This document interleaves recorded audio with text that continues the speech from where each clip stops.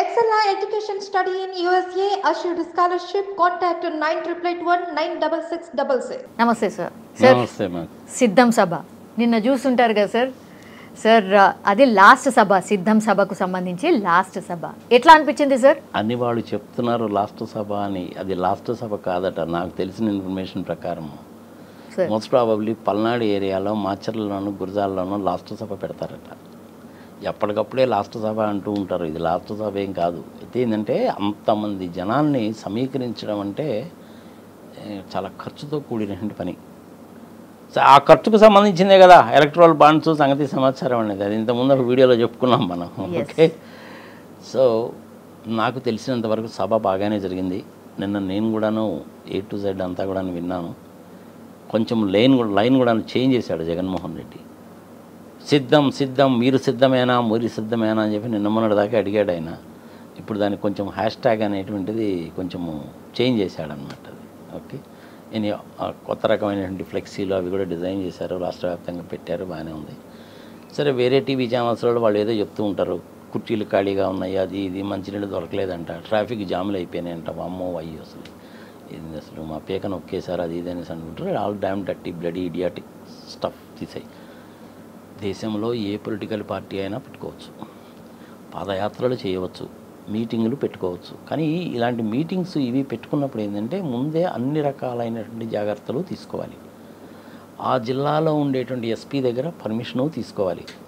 మీరు ఏ రోజు పెడుతున్నారు, ఎక్కడ పెడుతున్నారు, అప్రాక్సిమేట్లీ ఎంతమంది వస్తారనేటువంటిది చెప్పాలి. దాన్ని బట్టి వాళ్ళు సెక్యూరిటీ అరేంజ్మెంట్స్ అన్నీ చేస్తారు. దానికోసం అని చెప్పి జీవో 1 కూడా ఇష్యూ చేశారు. ఆ జీవో 1 ఏంది, అన్యాయము అక్రమము ఆ పీకను ఒక్కేశారని చెప్పి అదే మన ప్రశాంతి అత్తబాబు ఉన్నాడు కదా చెప్పాడు. దాన్ని హైకోర్టు వాళ్ళు కూడా కొట్టి అవతల వారేశారు. తీసేరా బాబు అన్నారు, తీసేశారు పక్కకి. ఎవరైనా పెట్టుకోవచ్చు, చంద్రబాబు నాయుడు పెట్టుకోవచ్చు, బీజేపీ వాళ్ళు పెట్టుకోవచ్చు, పవన్ కళ్యాణ్ అయితే ఇంకా రెచ్చిపోయి మాట్లాడతాడు, మనం చూసినటువంటిది. ఓకే, సో చక్కగానే జరిగింది. ఐ థింక్ ఇంచుమించుగా 10 లక్షల మంది దాకా వచ్చినట్టున్నారు. ఆయన చెప్పదలుచుకున్నదంతా కూడా చెప్పాడు, ఏమి చేశారు అనేటువంటిది చెప్పాడు. నేను ఇప్పటివరకు let me tell you very frankly, ఎందుకంటే నాకు ఏ పార్టీతోటి సంబంధం లేదు. నరసరావుపేట నియోజకవర్గం నుంచి నేను స్వతంత్ర అభ్యర్థిగా పోటీ చేయడానికి అన్నీ సిద్ధం చేసి పెట్టుకున్నాను. సో నాకు ఈ పార్టీని గురించి ఆ పార్టీని గురించి సంబంధం లేదు. నిలబడేవాడిని నేను గెలవాలని అనుకుంటాను కదా, ప్రజలకు తెలియాలి కాబట్టి చెప్తున్నాను. అది దానికి సంబంధించినటువంటి పాంప్లెట్ కూడా ప్రింట్ చేయించాను. అందులో నేను చెప్పదలుచుకున్నవన్నీ చెప్పాను. పెట్రోలు డీజిల్ మీద రేట్లు తగ్గించాలి, రహదారుల్ని 4 లేన్ల రహదారులు చేయాలి, నాగార్జున సాగర్లో 40 అడుగులు పేరుకుపోయిన పూడిక తీయాలి, కెనాల్స్లో ములిచిపోయినటువంటి గడ్డిని తీసేయాలి, ఇంకా విద్యాలయాల్ని చాలా వరకు బాగు చేశారు, హాస్పిటల్స్ కూడా బాగాయినాయి కాబట్టి ఇంకా కొంచెం చేయాలి, మాచర్ల నుంచి మహబూబ్ నగర్కి రైల్వే లైన్ వేయాలి, 10 సంవత్సరాల పాటు పన్ను రాయితీలు అడగాలి. ఇది కూడా చెప్పాను. ఇట్లా నేను చెప్పదలుచుకునేది క్లియర్గా చెప్పాను. కాబట్టి ఎక్కడ ఎవరు సభలు పెట్టుకున్నా కానీ నాకేం పెద్ద సంబంధం ఉండదు.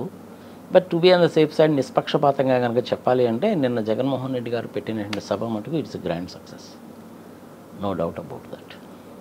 అది విజువల్ డ్రోన్స్లో చూసినా మామూలుగా చూసినా నాకు తెలిసిన చాలామందిని అడిగితే కూడా వాళ్ళు చెప్పినటువంటి సమాచారం అదే. ఆ నేషనల్ హైవే మీద ట్రాఫిక్ని కూడా డైవర్ట్ చేశారు. ఎప్పుడు కూడా ఎలా ఉండాలంటే ఆల్టర్నేటివ్ మార్గాలు అనేటువంటివి ఉండాలమ్మా. ఇప్పుడు విజయవాడ దగ్గర నుంచి ఒంగోలు వరకు మధ్యలో ఉండేటువంటి ఆ 110 కిలోమీటర్లు 130 కిలోమీటర్లో ఏదైనా జరగకూడదు కనుక జరిగి ట్రాఫిక్ జామ్స్ కనుక అయితే వేరే రూట్ ఏదైనా ఒకటి ఉండాలి కదా. అందుకనే కొత్త రూట్స్ని ఎప్పుడు కూడా డెవలప్ చేయాలి, అది మ్యాండేటరీ. అది ఇప్పుడు మనం ఆ పని చేస్తున్నాం అన్నమాట. మామూలు హైవేస్ చేస్తున్నాము, యాక్సిస్ కంట్రోల్డ్ ఎక్స్ప్రెస్ హైవేస్ చేస్తున్నాము, ఇలాంటివన్నీ చేస్తున్నాం అన్నమాట. ఇవన్నీ బాగా జరుగుతూనే ఉన్నాయి. ఇది సభ చాలా బాగా జరిగింది.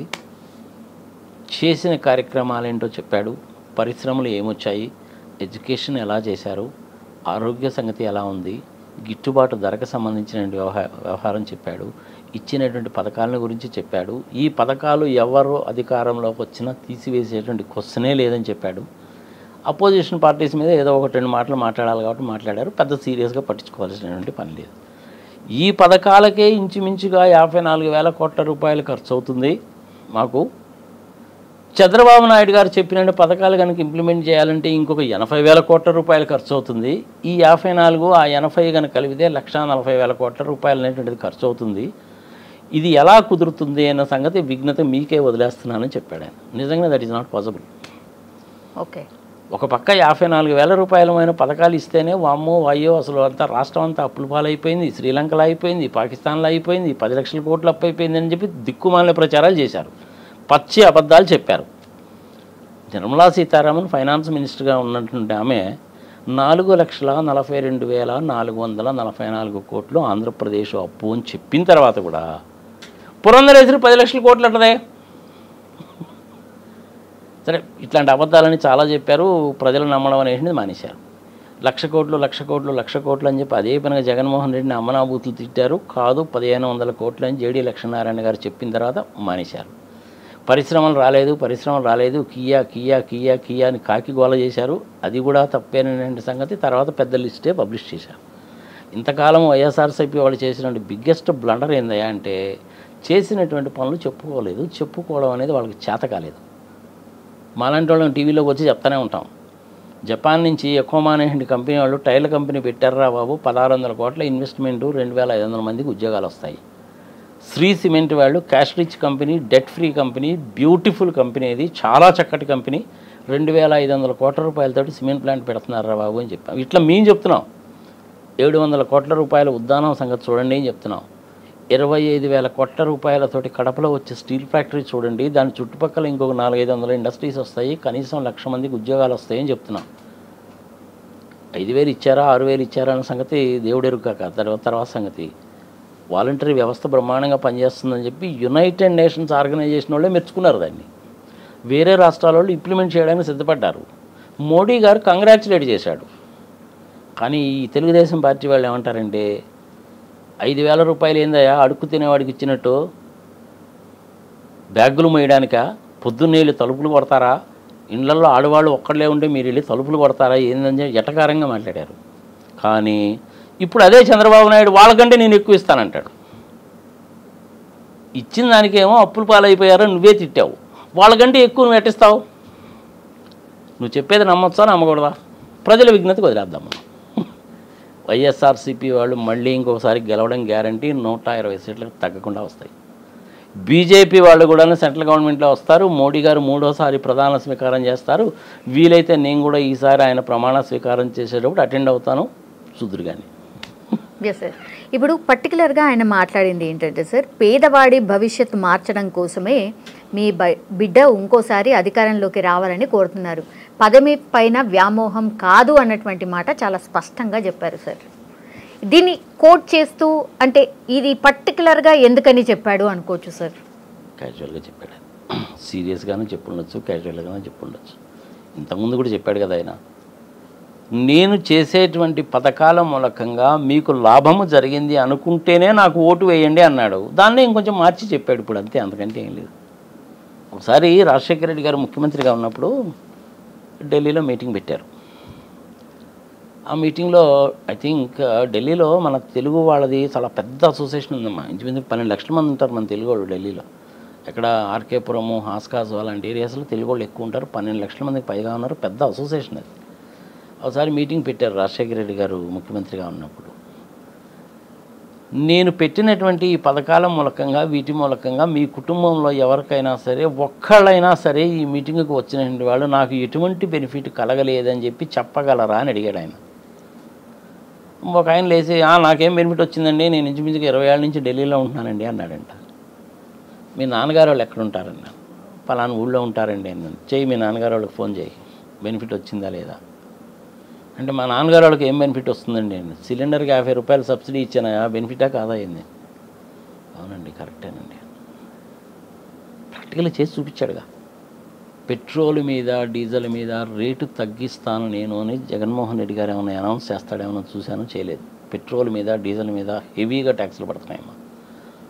పెట్రోలు, డీజిలు, బీరు, బ్రాందీ, ఆల్కహాల్ని అమ్ముకొని హెవీగా ట్యాక్స్లు వసూలు చేసుకొని పసుపు కుంకుమ లాంటి దిక్కుమాలిన ప్రోగ్రాంలకి ప్రభుత్వాలు ఖర్చు పెట్టడం నేర్చుకున్నారు.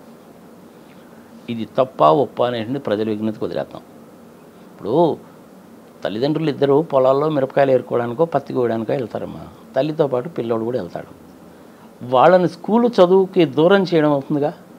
దాన్ని కట్టడి చేయడానికని 13,500 రూపాయలు ఇస్తానమ్మా నీకు, నీ పిల్లోని స్కూల్కి పంపించుకో అన్నారు. పిల్లోని స్కూల్కి పంపించుకో, తిండి పెడతాము, బట్టలు ఇస్తాము, పుస్తకాలు ఇస్తాము, షూస్ ఇస్తాము, సాక్సులు ఇస్తాము, అన్నీ ఇస్తాము, నీ పిల్లోని చదివించుకోమా అన్నాడు. మంచిదేగా. రేపు వేరే వాళ్ళు వస్తే ఈ ప్రోగ్రాంలు అయితే తీసేయడానికి వీల్లేదుగా. మరి ఇంకా ఎక్స్ట్రా ఇస్తానంటే ఇంకా అప్పులు పాలైపోద్దిగా. ఫీజు రీయింబర్స్మెంటు మంచి ప్రోగ్రామే కదా, ఆరోగ్యశ్రీ మంచి ప్రోగ్రామే కదా, దీవెన మంచి ప్రోగ్రామే కదా, 36 లక్షలు 37 లక్షలకు ఇళ్ల పట్టాలు మంచి ప్రోగ్రామే కదా. అవునా? Visakhapatnam is the right place for the capital of Andhra Pradesh. ఈ సంగతి కూడా నేను 2 ఏళ్ల నుంచి చెప్తానే ఉన్నాను. చంద్రబాబు నాయుడు గారు ఆయన జీవితంలో చేసినటువంటి 4 బిగ్గెస్ట్ బ్లండర్స్ ఏవి అంటే, ఎన్టీ రామారావుని వెన్నుపోటు పొడిచి పదవి తీసేసుకోవడం, పాయింట్ నెంబర్ 1. ప్రత్యేక హోదాను వదులుకొని ప్యాకేజీకి కకృతి పడడం, పాయింట్ నెంబర్ 2. అమరావతిని నెత్తినెత్తుకోవడం, పాయింట్ నెంబర్ 3. పోలవరాన్ని కేంద్ర ప్రభుత్వం వాళ్ళు శుభ్రంగా కట్టి రంగులేసి హ్యాండ్ ఓవర్ చేయాలి మనకి చట్ట ప్రకారం. ఈయన దాన్ని నెత్తికెత్తుకోవడం, పాయింట్ నెంబర్ 4. ప్రజల విజ్ఞతకు వదిలేద్దాం. 20,000 ఎకరాల ఫారెస్ట్ ల్యాండ్ అన్న అసైన్మెంట్ ల్యాండ్ ఉంటే ఆ ల్యాండ్లో క్యాపిటల్ కట్టుకోవాలి. కానీ ఎవరన్నా 33,000 ఎకరాలు తీసుకొని కట్టుకుంటారమ్మా? బుర్రా బుద్ధి ఉన్నాడు ఎవడన్నా చేస్తాడా? పైగా జగన్మోహన్ రెడ్డిని తిడతారు. I'm sorry to say this. ఆయన ఆ రోజు అసెంబ్లీలో ఏం చెప్పాడు అంటే, 30,000 ఎకరాల ప్రభుత్వ భూమి ఎక్కడుందో వెతికి 1, 2, 3, 4 ఫేసెస్లో చిన్నగా క్యాపిటల్ చక్కగా అందంగా కట్టుకుందాము అని చెప్పాడు. వీళ్ళు ఏం చేశారంటే 30,000 ఎకరాలు అనే పదం తీసుకున్నారు, ప్రభుత్వ భూమి అనే పదం తీసేశారు. నువ్వు ఒప్పుకున్నావు ఆయన మీద పడిపోతారు. ఆ క్లిప్పింగ్ చూస్తే తెలుస్తుంది ఒకసారి. కరెక్ట్గా ఎప్పుడైతే 3 రాజధానులు అని చెప్పి ఆయన అనౌన్స్ చేశాడో, అనౌన్స్ చేసినటువంటి రోజు అంటే ఇప్పుడు 18వ తారీఖు డిసెంబరు ఐ థింక్ 2019 అనుకుంటాను, if I remember correctly. Same day నేను వీడియో చూస్తే, ఆ వీడియో ఇప్పటికి కూడా చూస్తున్నారమ్మా, 18 లక్షల మంది చూశారు ఇప్పటివరకు. వెరీ బ్యాడ్ సెలక్షన్ అనమాట. 3 పంటలు పండే పంట భూములు ఏమన్నా నాశనం చేసి క్యాపిటల్ కడతారమ్మా? క్యాపిటల్ అనేది ఎక్కడ కొట్టుకోవాలి? కొత్తగా ఏర్పడిన రాష్ట్రం మంచి అవకాశం వచ్చింది, ఎక్కడ కొట్టుకోవాలి? Donakonda is the right place. కట్టలేదు. వైజాగ్ అనేటువంటిది పెద్ద క్యాపిటల్. ఒక క్యాపిటల్ కనుకుంటే ఏమవుతుందంటే ప్రజలు వస్తారు. ఇప్పుడు హైదరాబాద్ ఉందమ్మా, అది మహబూబ్ నగర్ నుంచి కానీ, అనంతపూర్ నుంచి కానీ, కడప నుంచి కానీ, శ్రీకాకుళం నుంచి కానీ, విజయనగరం నుంచి కానీ హైదరాబాద్ వస్తారు. ఎవరు? 5వ క్లాసు 6వ క్లాసు చదువుకున్నటువంటి వాళ్ళు, అక్కడ వాళ్ళకి వ్యవసాయ భూమి లేక వ్యవసాయ కూలీలుగా పనిచేసుకునేటువంటి వాళ్ళు వస్తారు. వాళ్ళందరూ కూడా హైదరాబాద్ అపార్ట్మెంట్స్లో వాచ్మెన్గా పనిచేస్తారు. పెద్ద నగరం కాబట్టేగా. విశాఖపట్నాన్ని ఒక 20 సంవత్సరాల్లో నువ్వు అలా 70 లక్షల పాపులేషన్ ఉన్న నగరంగా కనుక చేయాలి అంటే ఫస్ట్ క్యాపిటల్ అక్కడ పెడితే అది 20 సంవత్సరాలు డెవలప్ అవుతుంది. అప్పుడు అది ప్రజల్ని తీసుకొస్తుంది. అప్పుడు నీకు అన్నీ వస్తాయి. హైదరాబాద్ లాంటి సిటీ తయారవుతుంది. రెడ్డి గారు వచ్చారు మొదలుపెట్టారు అన్నట్టు 33,000 ఎకరాలు తీసుకొని ఇంకొక 23,000 ఎకరాలు కలుపుకొని, పైగా జనాలందరూ దాన్ని మాకు దానం చేశారండి అని అబద్ధాలు చెప్పి, అదొక పెద్ద కేసు. ఇప్పుడు సుప్రీంకోర్టులో ఉంది. ఇప్పుడు అది కేసు. అది సుప్రీంకోర్టులో బాగా పళ్ళు రాలిపోయేటట్టు అడిగారు. 6 నెలల లోపల కట్టేయాలి అని అంటున్నారే. మనం ఏమన్నా ఆర్కిటెక్ట్స్మా, ఇంజనీర్స్మా, జియాలజిస్టులమా, ఆర్కియాలజిస్టులమా? ఏం తెలుసని మనం జడ్జిమెంట్ ఇస్తాం 6 నెలల లోపల కట్టేయమని? సుప్రీంకోర్టులో చెప్పిన మాట మీద నేను చెప్తున్న మాట కాదు. ఆయన కొడుకేమో ఇంగ్లీష్ మీడియంలో చదువుకుంటాడు, హార్వర్డ్లో చదువుకుంటాడు, చంద్రబాబు నాయుడు కొడుకు. మీ పిల్లలు నా పిల్లల మటుకు గవర్నమెంట్ స్కూల్లో తెలుగు మీడియంలో చదువుకోవాలంట. న్యాయమా ధర్మమా? ప్రజల విజ్ఞతకు వదిలేద్దాం. ఒకప్పుడు మనకి ఫ్యామిలీ డాక్టర్ కాన్సెప్ట్ ఉండేదమ్మా. ఈ ఫ్యామిలీ డాక్టర్ అనే కాన్సెప్ట్ పోయి కార్పొరేట్ హాస్పిటల్ కాన్సెప్ట్ వచ్చింది. ఇప్పుడు జగన్మోహన్ రెడ్డి గారు మళ్ళీ ఫ్యామిలీ కాన్సెప్ట్ తీసుకొచ్చారు. That is a very good thing. మా నాన్నగారు కూడా డాక్టరేనమ్మా. 1937లో కీల్పాక్ మెడికల్ కాలేజీలో డాక్టర్గా చదివాడు. మా కుటుంబంలో చాలామంది రాజకీయాల్లో ఉన్నారు. 1952వ సంవత్సరంలో పలనాడు నియోజకవర్గానికి సంబంధించి కోలా సుబ్బారెడ్డి గారు కానీ మా మామయ్య, ఆయన మెడ్రాస్ అసెంబ్లీలో కూర్చున్నాడు. అప్పుడు ఆంధ్రప్రదేశ్ ఇంకా విడిపోలా, మెడ్రాస్ నుంచి విడిపోలా. అన్ని సంవత్సరాల నుంచి మాకు రాజకీయ అనుభవం ఉంది. మాకు లేక కాదు. ఈ చంద్రబాబు నాయుడు అన్న ఆయన పక్కన ఉండే తొట్టిగ్యాంగ్ అంతా కూడా పచ్చి అబద్ధాలు చెప్తుంటారు. ఇవన్నీ జనాలు నమ్మకండి. నేను కూడా ఈసారి నర్సరావుపేట నుంచి ఇండిపెండెంట్ అభ్యర్థిగా పోటీ చేస్తున్నాను. నేను ఎవరికి డబ్బులు ఇచ్చి ఓట్లు కొనను, మందు బాటిల్ ఇవ్వను, దయచేసి ఆశపడకు. ఇష్టమైతే ఓట్లు వేయండి, కష్టమైతే మానేయండి, నా ఎజెండా ఏందో చెప్పాను. డేట్స్ ఎప్పుడు డిక్లేర్ చేస్తారని వెయిట్ చేస్తున్నాను నేను. అది ఇంకో వీడియోలో చెప్దాం. Yes sir, thank you sir. Right.